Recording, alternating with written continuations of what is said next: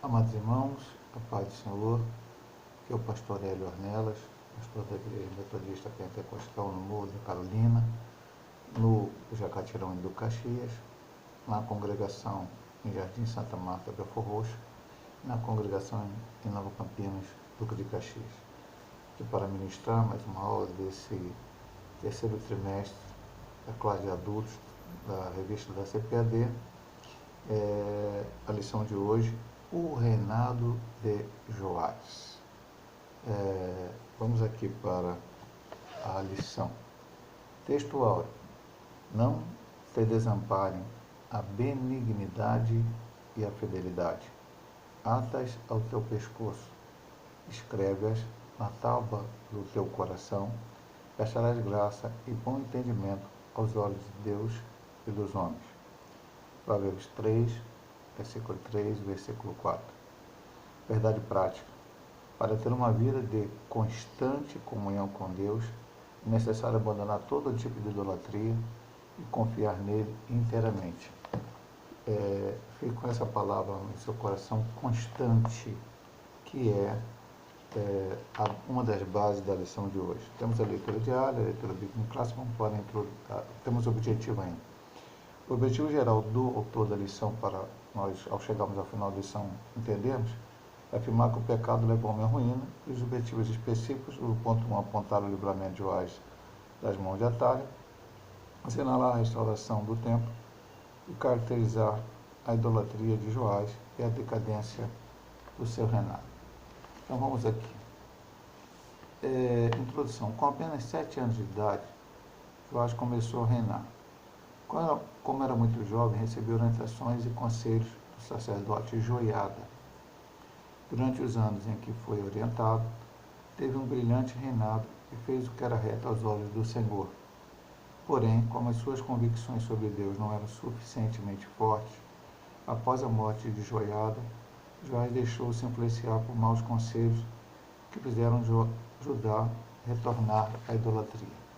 Aqui a introdução é apenas resumo daquilo que nós vamos estudar na lição, então vamos para os pontos aqui, em cada ponto a gente vai comentar. O livramento de Joás, para a gente entender porque ele começou a reinar com 7 anos de idade, como diz a introdução. Tanto em Israel quanto em Judá existiam acirradas disputas pelo poder, envolvendo interesses políticos e econômicos. A casa real de Judá havia se aparentado com a casa real de Israel através de Atalha, neta de Acabe e Jezabel. Atalha se casou com Jorão, filho de Josafá, rei de Judá. Quando Jorão foi assassinado por Jeú, Atalha usurpou o reino, o trono, e começou a reinar em seu lugar. Então, o que aconteceu? Josafá foi um ótimo rei de Judá. E até fazer uma colocação antes aqui, para nós estamos estudando esse trimestre. O livro de Reis, ele começa, o segundo livro de Reis, nós estamos estudando o livro de Reis, sobre os reis, ele começa falando muito sobre o reino do norte e não fala muito sobre o reino do sul. Quando você lê Crônicas, só vai falar sobre o reino do sul, fazendo talvez alguns pequenos comentários rápidos sobre o reino do norte. Então nós estudamos até agora Jeroboão, Acabe, Jezabel, Elias e Eliseu que profetizaram no norte, Acasias, Jorão.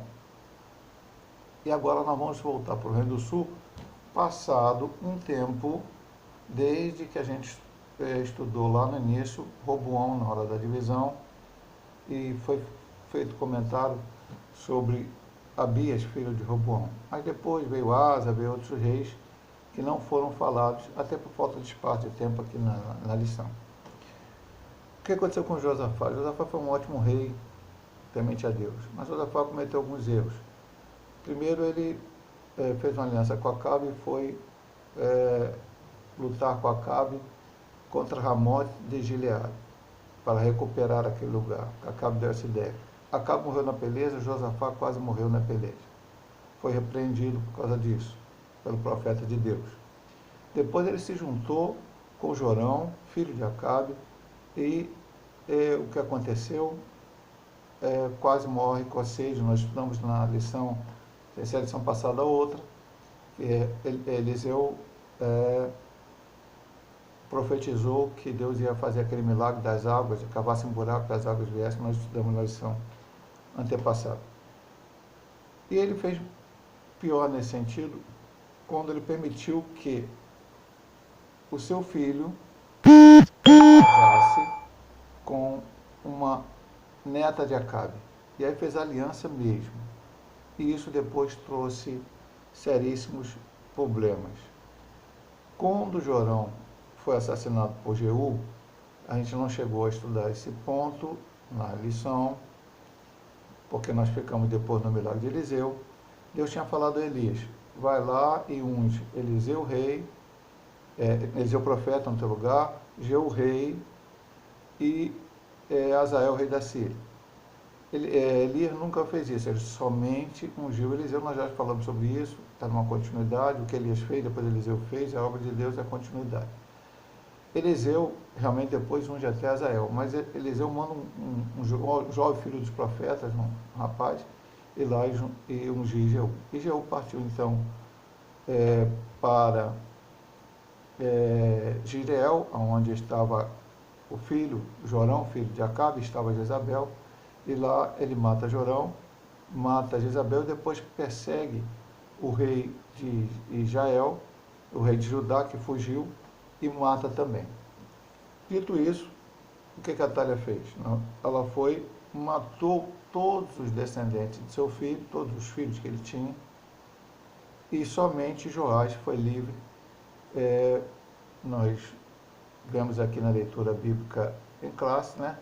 Versículo 1 diz, vendo, pois, Atalha, mãe de Acasias, que seu filho era morto, levantou-se e destruiu toda a descendência real.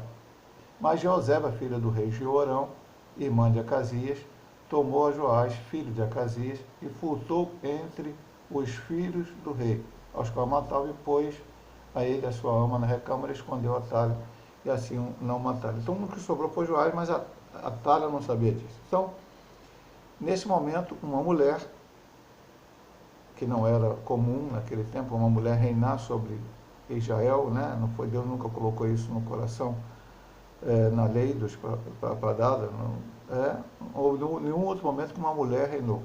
Segundo, uma mulher ímpia, que adorava Baal, como seu pai, como sua mãe, como seu avô, sua avó.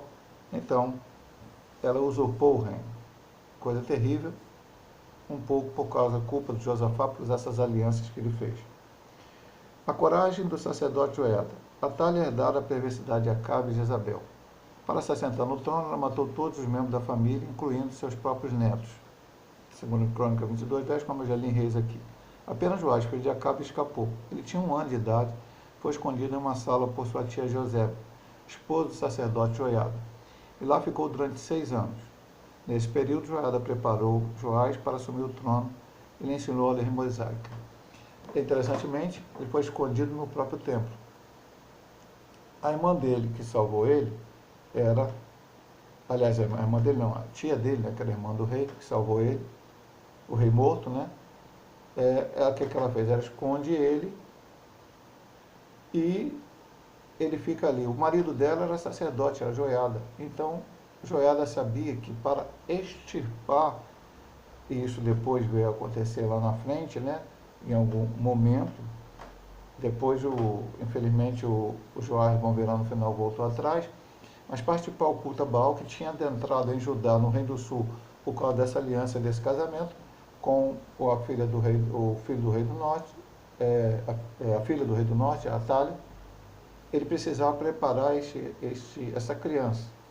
A criança, pastor, mas a criança também aprende. Ensina a criança no caminho que deve andar, ela não se desviará dele.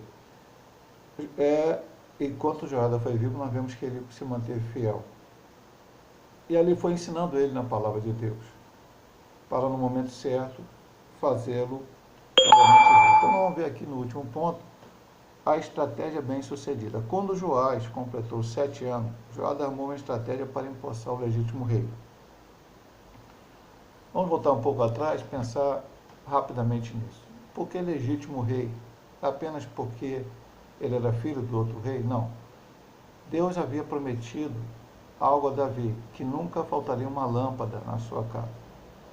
E lembrando também que essa promessa envolvia a vinda do Messias. E a vinda do Messias seria da linhagem de Davi. A partir do momento que tentam se matar os netos, bisnetos, trisnetos, quadrinetos, matar qualquer pessoa da descendência de Davi diretamente. Porque você vai olhar na genealogia, Davi, Salomão, Roboão, Abias, Asa e assim por diante. Então sempre houve um filho, um descendente direto de Davi que reinou até que eles foram para o cativeiro e acabou essa paz do reinado. Mas de qualquer maneira, os descendentes de Davi ainda continuaram vivos até que veio o Messias, até que veio Jesus. Então, o propósito de destruir a família de Davi, no caso da Actália, que matou todos os filhos, se ela mata todos, não sobraria ninguém, quem reinaria? Então, verdadeiramente era um propósito de Satanás, como em muitos outros momentos, para destruir essa linhagem de Davi, para, vamos colocar assim, entre aspas, impedir a vinda do Messias. O legítimo rei teria que ser descendente de Davi. Atalha não era. Atalha era uma mulher descendente de Acabe, de uma linhagem de um rei mau, de um rei perverso, de um rei idólatra. Combinou com os capitães da guarda, Joiada, e no dia planejado por eles, destituir Atalha do trono e proclamar Joás como rei. Joás naturalmente passou a ser corregente com Joás, pois ele não tinha condições de reinar por ainda ser criança. O sacerdote, como homem temente a Deus, destruiu o sacerdote Baal, conclamou o povo para remover seu templo e despedaçar a imagem, altares e fazer aliança com Deus. Então, durante esse reinado de Atalha e anteriormente até com seu esposo, o povo se voltou para Baal, porque havia essa aliança, ela era casada, assim como Jezabel, quando casou com Acabe, fez com que Acabe fosse virado um idólatra, adorar aos deuses falsos, também Atalha levou o seu marido a fazer a mesma coisa. Seu marido reinou apenas um ano, mas depois ela continuou, e ali trouxe o culto a Baal, tempo a Baal, tudo aquilo. Quando o menino é preparado, vimos no ponto anterior, quando chega no momento certo, aos 7 anos de idade, qual foi a estratégia do sacerdote? Colocou o rei no meio do templo, fez um acerto com todos os sacerdotes, com todos os levitas, ninguém saía, tinha turno, um entrava, saía, entrava outro, todo mundo ficou ali e proclamaram ele rei. Quando Atalha descobriu, viu aquela festa, aquele negócio, foi lá ver. Então ela viu que havia traição no sentido do pensamento dela, Ela sai, ele dá uma ordem, não matem ela dentro do templo, mas seguiram ela até a casa onde ela morava, lá, um palácio, enfim, e mataram ela e destruíram essa situação, acabaram com essa situação. E aí também destruíram o templo Baal, mataram o chefe lá de Baal, o sacerdote Baal, e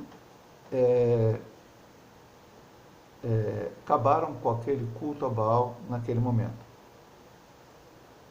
O Joás era muito novo.